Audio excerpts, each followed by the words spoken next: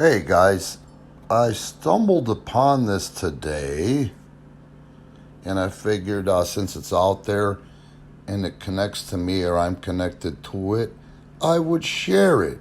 So I guess we'll go ahead and call it a Rand was there, or perhaps a short, I guess, a Randcast short. So I'm sure a lot of people have heard this, but I don't think they've ever heard it in their own words. I'm sorry, in his own words, because I haven't heard it in his own words. But one of the best men in the wrestling industry, the history of the wrestling industry, was Percy Pringle, Paul Bearer, for so many reasons. I can't see this guy having an enemy anywhere. And the reason I love this guy the most is because he never got big time, man. He never got big time. When I would come in and do WWE extra work, this guy would go and pitch the office time and time again to hire me. And he shares one of the stories from when I was down in World Class Championship Wrestling at the Sportatorium. I guess it was technically USWA at the time. And the one time in his whole time in the wrestling industry that I made him laugh so hard, he had to go back to the locker room and get it out of his system and then come back out and finish managing the Rock and Roll RPMs against myself, and I can't remember who my partner was. But anyway, I also like this stuff because it's positive, man. It's a living proof that you just don't know. Anything could happen. Don't burn bridges. Don't be an asshole. And it shows you how emotional maturity and true love for the wrestling industry just may pay off if you have it. And Percy had it. The it I'm talking about with Percival Pringle, Paul Bearer, was integrity. Percy Pringle, Paul Bearer, shares a story of how just days before Christmas in 1990 his car was repossessed. He was on the verge of bankruptcy till a call to his friend Rick Rude changed his fate. It was 4 days before Christmas in Dallas, Texas. World Class Championship Wrestling had closed down a couple of years before, and the USWA was ready to move back to Tennessee to make room for the new Global Wrestling Federation at the Sportatorium. Now, I came in for USWA, and for a stint there, Kevin and Fritz tried to run. I don't even know if we had a company name, to be honest with you, at the time. But this is what Percy's talking about.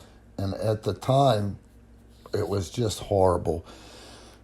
We were all working one night a week, and I can't remember if it was Friday or Saturday, so I'm going to go ahead and say Saturday. And we were all, the entire roster was getting $75, and Percy and Skandor Akbar were doing so much for nothing else. It was just unbelievable how much Percy loved wrestling, and nobody was doing it, so he tried to pick up the ball and make a go of it. I found myself without a job and on the verge of bankruptcy. My car had been repossessed. We didn't have any money for the Christmas tree, much less presents to put under one. It became painfully hard to look in the eyes of my 10-year-old and 3-year-old sons. I knew in my heart that my wrestling career was over and it was time to make a drastic change. Now, please, again, pay attention to this. He had done everything he possibly could and was ready to walk away with a clear conscience. And it was way worse than he depicted in that paragraph, because at the time, Percy was actually living away from his family inside the Sportatorium. I called my friend Ravishing Rick Rude, who was working for the WWF at the time. I told Rick exactly what was going on in my life, that I planned on moving back home to Alabama and go back to work in the funeral industry. He was very sympathetic and asked me not to make any quick decisions. In fact, Rick told me that he would call me back before the end of the day. When we talked again a couple hours later, he said, Vince wants you to call him at home. I couldn't believe what I was hearing. Now let me know what he has to say, Rick concluded. I immediately fell back onto the sofa, dropping Vince McMahon's telephone number to the floor. After about 20 minutes, I finally realized that it wasn't a dream and gathered the strength to dial Mr. McMahon's private home number. Vince said to him, "Where have you been all these years?" I remember Vince asking me, and after some talk, he told me that he would certainly like to meet with me after the holidays. The conversation still didn't solve my Christmas problems, but I did have a sleepless night thinking that I may finally make it to the Fed, quote unquote, because yes, it was then the World Wrestling Federation, or we like to call it New York, even though they weren't located out of New York anymore. Early the next morning, my phone rang, and it was Vince. Oh, Vince's right hand, Pat Patterson. Pat wanted to know if I could catch an early afternoon flight to New York because Vince wanted to see me sooner than expected. Of course, my answer was positive, and he provided the flight information I needed. Things were happening so quickly, I could hardly digest them. Darkness was falling over the New York skyline as my American Airlines jet made its way into John F. Kennedy Airport. As I walked down the jetway, I spotted a well-dressed gentleman holding a card with my name written across it. I identified myself. He took my bag and told me to follow him to my limousine. Limousine? Hell, I don't even own a car, I thought to myself. No, he probably didn't. And like I said at the time, he was living in the Sportatorium. I actually felt like I was one of the Beverly Hillbillies as the limo driver took me through New York City into Connecticut. Finally, we arrived at a majestic 5-star hotel in Stamford, where I was whisked away to my penthouse suite. I wasn't in the room 5 minutes before my phone rang, and it was Pat Patterson. "Percy, Vince wants to see you at 10 o'clock in the morning," Pat told me. "I'll pick you up at 9:45. In the meantime, you can eat, drink, and do anything you want to do. Just sign your name. It's all courtesy of Titan Sports." To say that I was nervous is an understatement. I was scared to death as I entered Vince McMahon's office the next morning, which, by the way, was my wedding anniversary, December 22nd, 1990. We talked about everything under the sun. It didn't take long for Vince to make me feel right at home. As he looked over my resume, he began to laugh. I didn't have a clue what was going on. "You have a degree in mortuary science?" Mr. McMahon questioned me. This is just too much. Little did I know they were looking for a manager for The Undertaker, and Vince wasn't aware that I had a background in funeral service, as well as being a wrestling manager. It was a match made in heaven, and when I left Titan Towers, I had a WWF contract in hand. We made it through the holidays. The WWF contract was a suitable anniversary gift for Diana and myself. I went on the road January 1991 as the WWF character known as Paul Bearer, managing The Undertaker. And I am almost positive, 100% certain, that Undertaker has said in the past that gimmick, his gimmick, the longest running gimmick in WWF and probably the industry period, would not have gotten over as much as it did if it wasn't for Mark and Percy being so close and putting their heads together and evolving that gimmick, you know?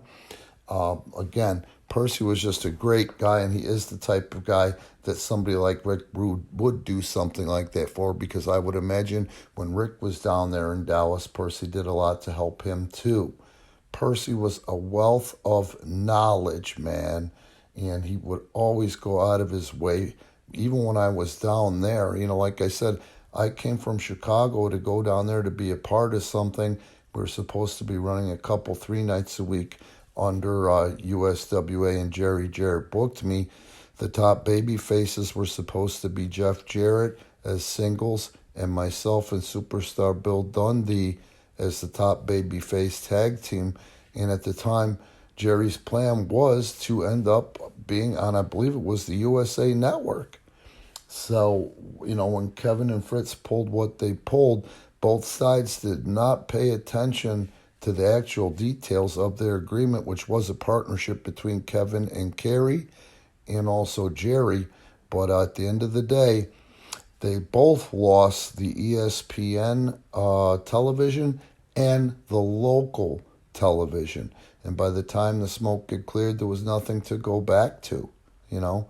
There were a lot of guys down there in particular. It was a last chance effort. It was a last ditch effort. It was a land of misfits. And one of those other guys was Matt Bourne, Doink the Clown.